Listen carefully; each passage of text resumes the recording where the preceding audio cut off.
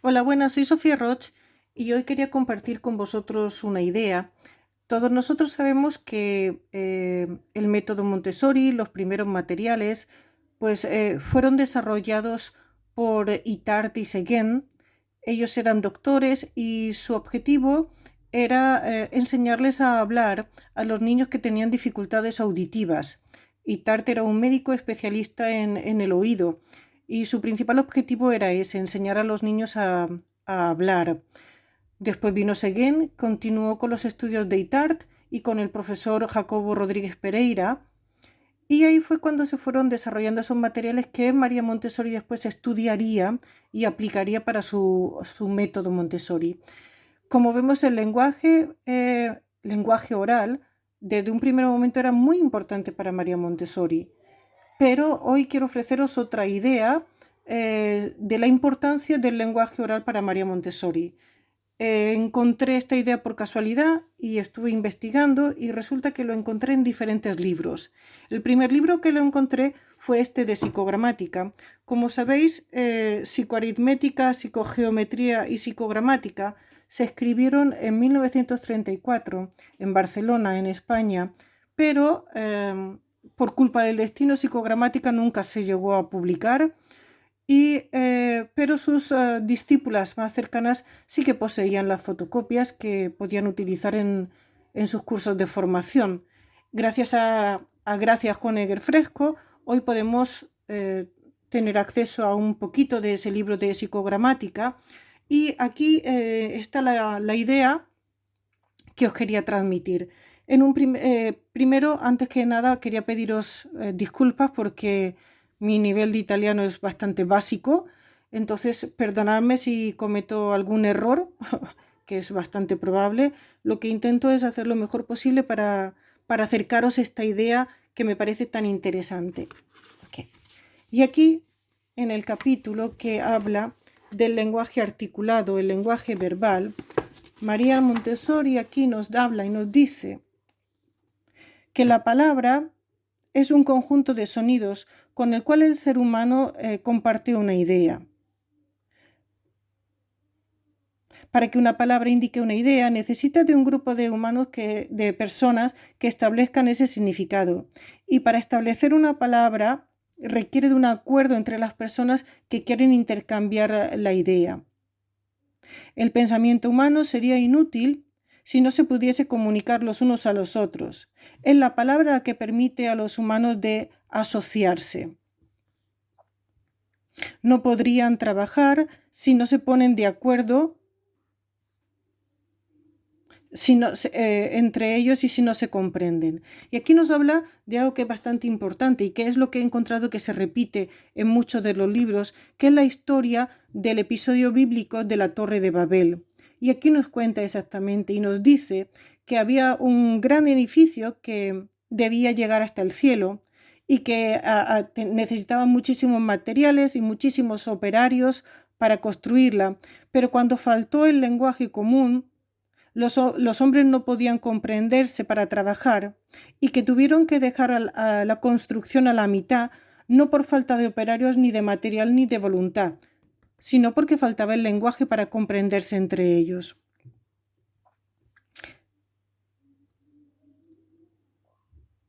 Había un tiempo en que los seres humanos todavía no tenían tierra para cultivar ni una casa para habitar, pero tenían algo, el lenguaje. Con la ayuda del lenguaje podían reunirse para trabajar juntos, para cultivar la tierra, para construir casas y para moverse a través de los continentes. Aquí quiero mostraros algo. Según Gracia Honegger Fresco, este es un dibujo de María Montessori de la Torre de Babel, donde ella explicaba esta fábula, podemos decir.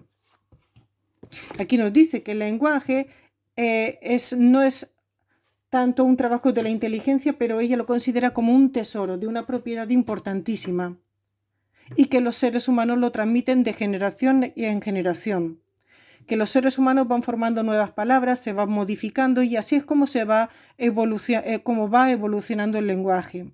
Pero ocurre siempre que los seres humanos tienen que ponerse de acuerdo y tienen que aceptar todas las modificaciones para que puedan comprenderse. La lengua es mucho más que una bandera para el pueblo. Aquí es fundamental, hablamos de la bandera. La lengua es más que una bandera para el pueblo, es su significado, es la unión de una comprensión mucho más alta. Es un símbolo de la vida realmente pasada, es un símbolo de la vida del mundo pasado a través de la experiencia y el trabajo, de la lucha y la victoria de la naturaleza, como una bandera que se pasa en el campo de batalla. Aquí nos dice, aquí tenemos las dos banderas, la lengua y la patria. Nos dice que el lenguaje es parte de la historia de la humanidad. Es a través del lenguaje que los hombres y las mujeres se pueden transmitir la historia pasada. Así a través de las generaciones sucesivas han encontrado en el lenguaje la propia continuidad y el conocimiento de todos los acontecimientos. Mientras los hombres mueren y desaparecen, el lenguaje permanece, haciendo así la civilización y una historia. Aquí nos dice que el lenguaje se debe transmitir exactamente para que se conserve. Y nos dice quién preside y conserva esa exactitud absoluta. ¿Cuál es el instrumento que controla y conserva tal integridad? Y aquí nos dice que la naturaleza nos ha proporcionado ese instrumento. El que puede repetir perfectamente y reproducir exactamente los sonidos del lenguaje articulado es el niño. Ningún otro que el niño o nadie más que el niño. El niño muy pequeño tiene una especie de sensibilidad al lenguaje que lo atrae apasionadamente a los sonidos de la palabra que siente que se están pronunciando alrededor de él. Después de mucho esfuerzo, fatiga y con mucho esfuerzo, el niño llega a reproducir exactamente los sonidos, escuchando, repitiendo, inventándolos, desde la tierna edad, desde que existe el maravilloso periodo sensitivo del lenguaje, en el que vive en contacto con la madre y lo asimila de un modo perfecto. Es lo que llamamos la lengua materna. Es la única lengua que el ser humano puede producir perfectamente. Es su lengua y llega a ser casi el lenguaje de su raza. Aquí dice que raza hablamos de grupo humano. Y aquí es bastante importante, nos dice, el lenguaje es creado por el adulto, pero es mantenido por el niño. Aquí está en juego las dos edades de la formación y de la conservación del lenguaje. Pero esto aquí se queda muy chiquitito, ¿vale? Bien, y quiero que recordéis estas dos banderas. Bueno, pues entonces ahora vamos a desarrollar más esta idea. Vais a ver. He encontrado lo mismo, pero en este libro que ya se publicó en el 39 en la India. Y en este capítulo, perdonad si es un poco largo, pero es que aquí es cuando se va ampliando y después se amplía un poco más para que lo podamos comprender bien. Así que, repito, tampoco soy experta en inglés, intento hacer lo mejor que pueda. Aquí nos dice que el lenguaje es un fenómeno natural, es como un organismo vivo. El lenguaje nace, se desarrolla a través de los siglos y a veces se degenera y otras veces incluso muere y desaparece. A partir de un lenguaje, que podría ser como una madre, se pueden derivar otros lenguajes, que pueden ser como los niños. El lenguaje toca a los dos de la naturaleza, a la historia y a la humanidad. Un nuevo lenguaje es un fenómeno natural y es un factor social muy importante. El lenguaje, lo primero, debe ser considerado como una expresión de la humanidad en sí mismo, como una expresión del hombre en la sociedad, como una expresión de su inteligencia.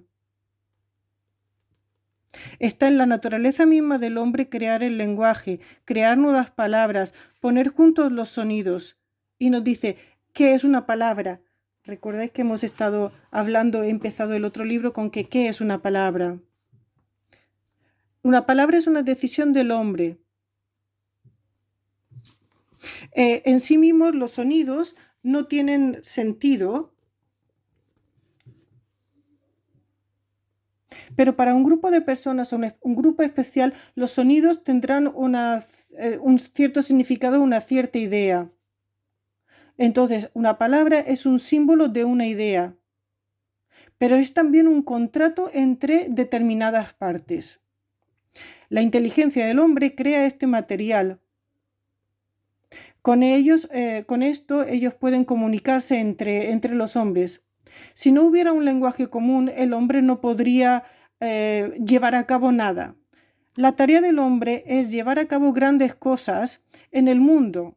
Estas grandes cosas no son el resultado del trabajo de una persona, pero del resultado de la asociación de los hombres. Para poder trabajar, él debe trabajar en colaboración con otros hombres. Él no podría trabajar en colaboración con otros hombres a menos que se entendieran entre ellos. Y para poder entenderse entre ellos, debe tener un lenguaje el cual pueda ser entendido. El lenguaje es espiritual porque no tiene una forma sólida y sin él, incluso aunque la persona poseyera la maquinaria, no podría trabajar. Y aquí entonces volvemos otra vez a la Torre de Babel. Y nos dice en la Biblia, hay una historia de la Torre de Babel. Los habitantes de una ciudad llamada Babel decidieron construir una torre tan alta que llegará hasta el cielo. No había falta de hombres, las piedras estaban allí,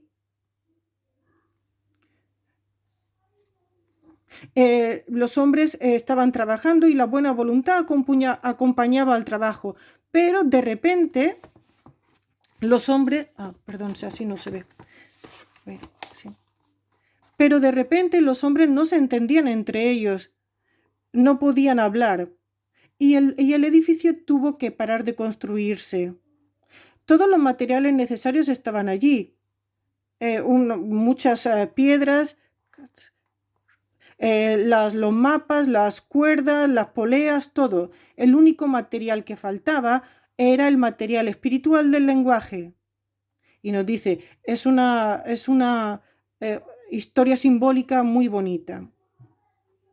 Y cuando nos dice aquí que cuando nosotros miramos a los monumentos en el mundo, debemos recordar que ellos no han sido construidos solo por los materiales o por las manos implementadas, sino por la humanidad, que dependen de algo que es incalculable y que eso es el lenguaje. En la evolución del lenguaje,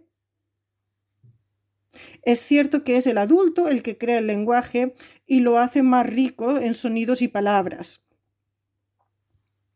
Que cada vez que un hombre encuentra un nuevo objeto, él debe identificarlo con una palabra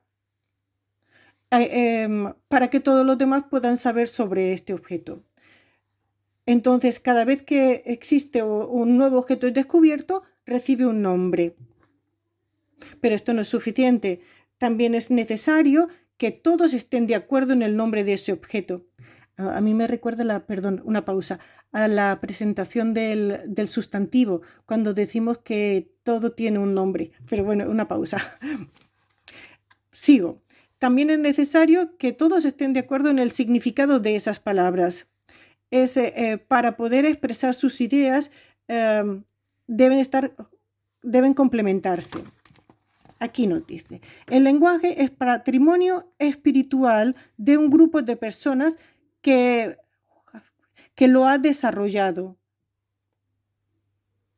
La evolución de un determinado grupo de personas y la evolución del lenguaje van juntos, porque el lenguaje representa la evolución del pensamiento de ese grupo a través de los siglos.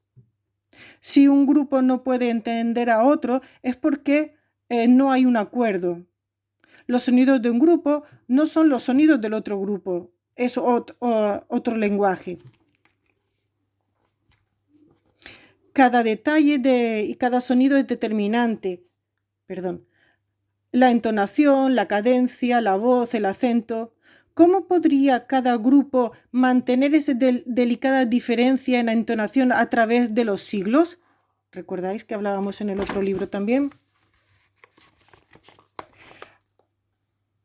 En la base de cada lenguaje hay un gran registrador de sonidos del lenguaje, y ese es el niño. El niño sería como una máquina hecha por la naturaleza para esta misión. El niño no tiene preparación tampoco. La naturaleza le ha dado este regalo, que es el de registrar y fijar estos sonidos con una medida exacta. El adulto prepara la parte inteligencia, pero es el niño la que la absorbe, la que lo fija y el que lo mantiene. El niño parece tener como un hilo que une los órganos de la audición y del habla. Así los sonidos pueden ser escuchados por el niño y pueden ser reproducidos con exactitud por los órganos del habla. Y aquí nos dice que en el adulto parece ser que ese hilo que une el oído con los órganos del habla ha sido roto, ¿vale? Entonces dice, ¿qué pasa cuando el adulto aprende un nuevo lenguaje? Es como si estuviese sordo y tiene que estudiar mucho para aprender todas las palabras. Y dice, el adulto en este sentido parece como si fuera estúpido. Nos dice, seguimos, esta es la condición de la naturaleza hecha por Dios, en el sentido de que cada grupo puede mantener y perpetuar su propio lenguaje. Y aquí nos dice que el lenguaje tiene una gran importancia social. Tiene al niño, que es el gran trabajador y es el gran que mantiene, ¿vale?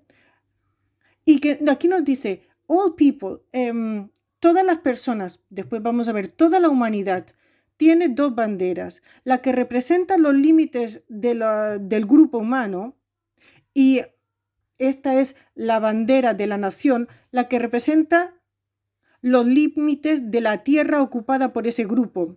El adulto es el que mantiene los límites de ese territorio. La otra bandera es la bandera del lenguaje. Esta es la bandera del niño. El niño es el defensor del lenguaje, del grupo al cual pertenece. Es el luchador que ninguno puede, no se puede hacer ninguna transacción. Tú puedes ver quizás a personas que cambian su territorio, pero el niño mantiene el lenguaje exacto.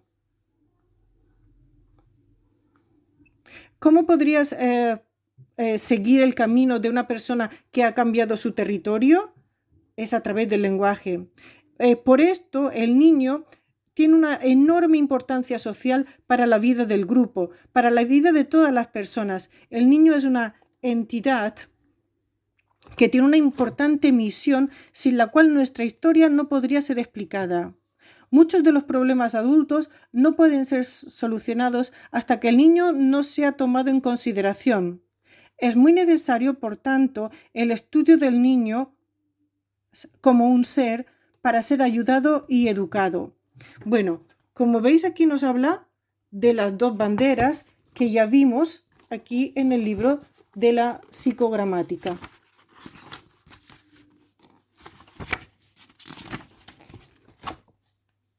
¿Vale? Sí, y nos habla un poquito de que una bandera corresponde al adulto y es la bandera de la nación, y otra bandera corresponde a los niños y es la bandera del lenguaje. Pero he encontrado otro documento donde va a ir un paso más allá y nos va a explicar todavía más. Es un poquito largo, pero es que yo creo que es realmente interesante porque estas son las palabras realmente transcritas de María Montessori. Esto pertenece a un curso de 1946 en Pakistán. En Pakistán. Es de un álbum de Lakshmi o Lakshmi, exactamente. Y me gusta mucho porque aquí es donde yo vi primero flags en mayúscula y después vi en el libro de psicogramática las dos banderas y entonces me recorrí otra vez las casi 800 páginas hasta encontrar dónde había leído yo flags y entonces uní las dos cosas. Bueno, vamos a la tarea, que no se haga el vídeo más largo. Pero me gusta porque aquí dice María Montessori. Espero que lo podáis ver. Yo solía expresarme a mí misma en los primeros cursos diciendo que la humanidad tiene o debería tener dos banderas. Una, la bandera de la nación y otra, podemos decir, como tiene referencia al adulto. Esta bandera es el símbolo de la nación. Tú le pones un trapo y ¿cómo se dice? La alzas y todos se ponen serios, se levantan unidos y cantan el himno de la nación. Así es el símbolo de la nación. Pero hay otra bandera también, la bandera del lenguaje. Esta bandera muestra otro grupo de personas los cuales están unidos incluso más allá de los límites de la nación. Y esta es la bandera de la raza. Atención, pasamos de hablar de la bandera del lenguaje a identificarlo con la bandera de la raza. Y esta es la bandera sujetada por el niño. Hold. En cada grupo de personas, dice, hay un poder el cual es un milagro y es diferente del nuestro y es el cual nos mantiene unidos con un tipo, de una forma que no puede ser entendida, a no ser que tú vayas fuera de tu país y conozcas a alguien que también habla ese idioma, el mismo idioma. Entonces puedes decir, sería mejor si no hubiera dos banderas, solo una bandera para todo el mundo, para todo el universo, y solo hubiera un lenguaje que podría unir a todos los seres humanos juntos. That is so. Es así, pero deberíamos como eliminar las otras banderas y para que todos pudiéramos considerarnos como una nación, como una nación mundial.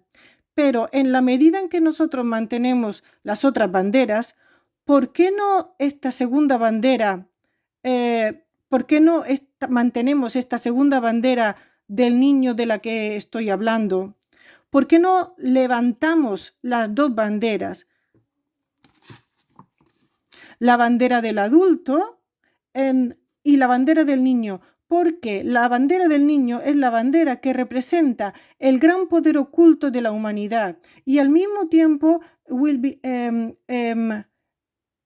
homenajea y rinde gratitud.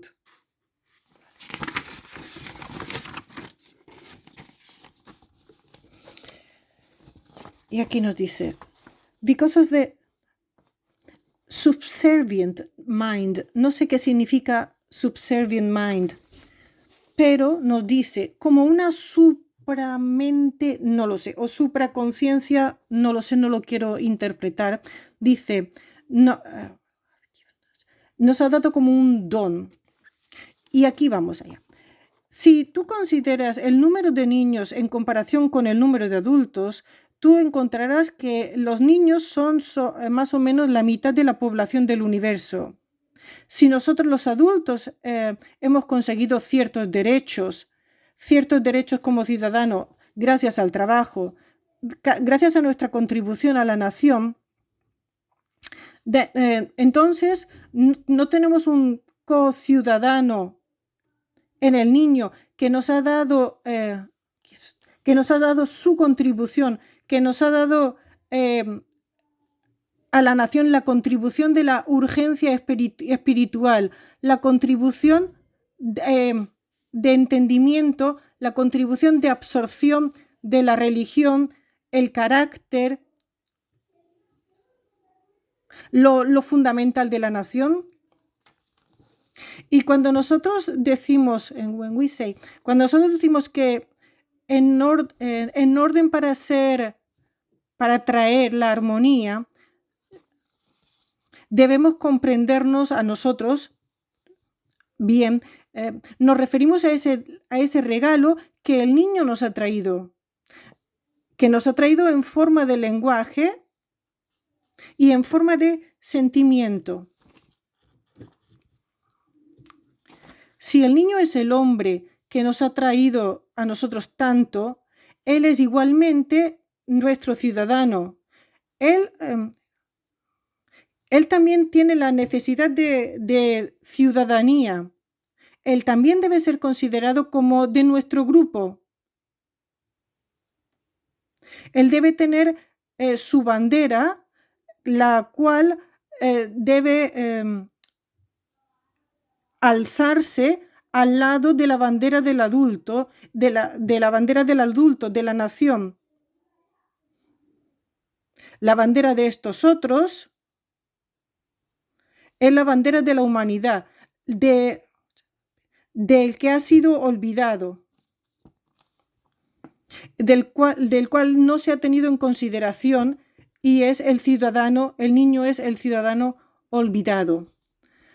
Bueno, aquí quería aportaros esta idea, como veis, de las dos banderas que encontré. Esta misma idea se repite en otros libros, como voy a enseñar ya brevemente, ya no voy a traducir más. En el libro de las conferencias de 1946, aquí, como veis, habla de la Torre de Babel, pero mirar este trocito y este trocito, y no todo lo que yo os he leído, es una pena. O cuando el libro de lo que debería saber acerca de su hijo también nos habla del lenguaje, y que dice que afortunadamente para la humanidad el niño está dotado con un maravilloso poder que los adultos no poseen, ser capaz de comprender el lenguaje, de absorberlo del ambiente y hacerlo un medio satisfactorio para expresar sus ideas y recibir ideas de otros en los primeros años de vida. Y nos dice que el niño es de este modo un colaborador de primera importancia en la formación de la civilización. Y podemos decir que el niño es la base misma de la civilización. Sí, pero son dos trocitos. Yo he leído 4 páginas en cada uno de los libros explicando esa idea. Incluso en La mente absorbente es el último de los libros donde también aparece esta idea, pero ya no, en este libro ya ni nombra la Torre de Babel. Habla de que los hombres deben llegar a cierta armonía entre ellos, de lo contrario no podrían hacer nada. Es necesario e indispensable que se comprendan mutuamente. Ahora bien, el instrumento que hace posible la comprensión recíproca es el lenguaje, medio de pensar en conjunto. Está hablando de la Torre de Babel, pero aquí ya no la menciona. Nos dice que el lenguaje es la expresión del acuerdo existente entre un grupo de hombres y solo puede comprenderlo el grupo de hombres que se han puesto de acuerdo. Y aquí nos dice, de ese modo el lenguaje se convierte en una especie de muralla que encierra una comunidad de hombres y la separa de las demás comunidades. Es por ello que ha ido adquiriendo un valor místico y es algo que une a los hombres, que une más a los hombres que la idea de nacionalidad. Los hombres se hallan unidos por el lenguaje. Y nos dice aquí, por tanto, el lenguaje podría ser llamado la expresión de una superinteligencia. Por eso yo no sabía cómo traducir en la lectura que os he leído como superviant mind, no sé exactamente, pero aquí habla de una superinteligencia.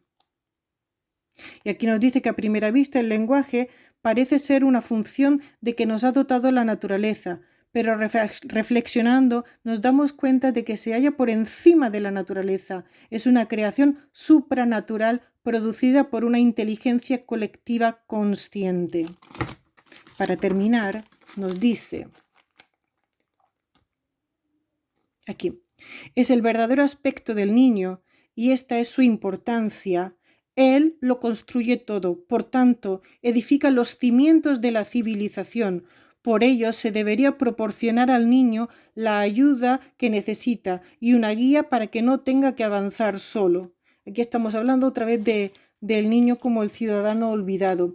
Para mí lo más importante y que se desarrolla más en esta lectura, pero claro, tampoco la puedo leer completa, es que consideremos la unión de las dos banderas, que por qué no se alzan las dos banderas. Quería repetir la idea de las dos banderas que aparecen aquí, y resaltar la idea de que el adulto es el que va construyendo el lenguaje, pero el que lo mantiene es esa actitud, el que lo perpetúa es el niño. Entonces deben estar unidos el niño y el adulto. Me gusta mucho esta idea de Montessori porque da un cambio a otros libros como el libro del niño, El secreto de la infancia, donde aparece el adulto enfrentado al niño. No, aquí Montessori habla de que alcemos las dos banderas, de que estas dos banderas se entrelacen y se unan, y habla del adulto como el creador, pero del niño es el que mantiene, el que perpetúa el lenguaje, el que perpetúa la historia, es el enlace entre el pasado y el futuro. Bueno, espero que os haya gustado esta idea. Gracias. Adiós.